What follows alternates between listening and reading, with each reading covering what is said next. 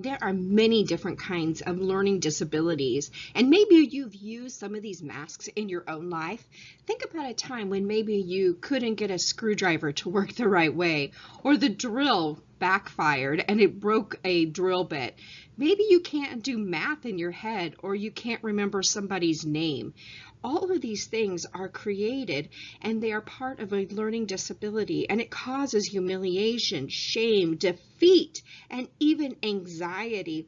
And especially when we're growing up, then we're going to see that it's likely that we've sealed away in some kind of private compartment in our life, and we've become very defensive about it, and we've dealt with ways to handle it through certain strategies. We call these different masks. We call them that because we wear these to protect our self-esteem. Within these masks, we have the mask of the clown, which uses humor as a way of deflecting attention away from learning problems. The mask of the victim, which refuses to take responsibility for any kind of difficulty.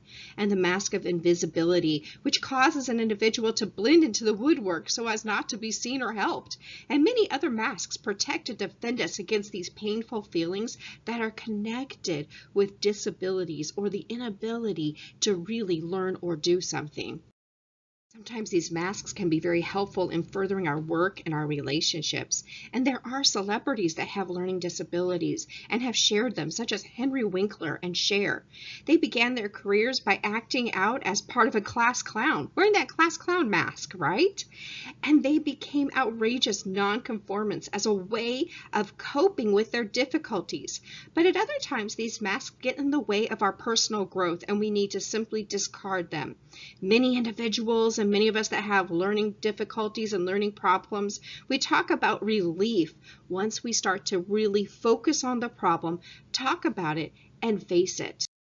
Self-revelation really allows us to get the help that we need so we can focus on learning difficulties. So John Corcoran, after some financial setbacks, he had to lay off people who had helped him to hide his troubles. And he was forced to confront his reading problem. And this led him to enroll in an adult literacy program in Southern California. And he spent 40 to 50 hours a week for 2 years learning how to sound out words. For individuals who face these difficulties, we need to look that they fall in all kinds of ways. We can look at long-term strategies that we can really involve physical therapy or rehabilitation programs, which will help our body intelligence or our kinesthetic intelligence. There are support groups and psychotherapy, which will approach our personal intelligences. Art instruction, music instruction, or maybe we really just want to take care of our own self-care and personal development. There are many, many different books and options and organizations and many other resources. In the description for this video, I included a source that I really love. Also, we hope that you look forward to and that you approach some of these long-term strategies and learn to develop some of our less preferred intelligences and approach those learning disabilities. This slideshow is actually part of a course called Be Super Smart, and it's available on udemy.com.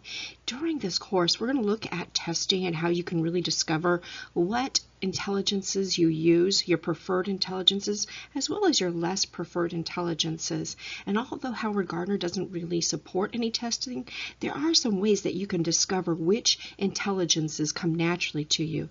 We also look at examples of historical figures and how they've used the multiple intelligences.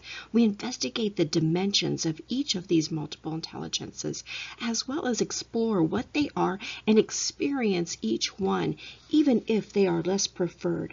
Then, lastly, we develop and we create a plan to expand any desired intelligences so that we can create them and make something greater for ourselves.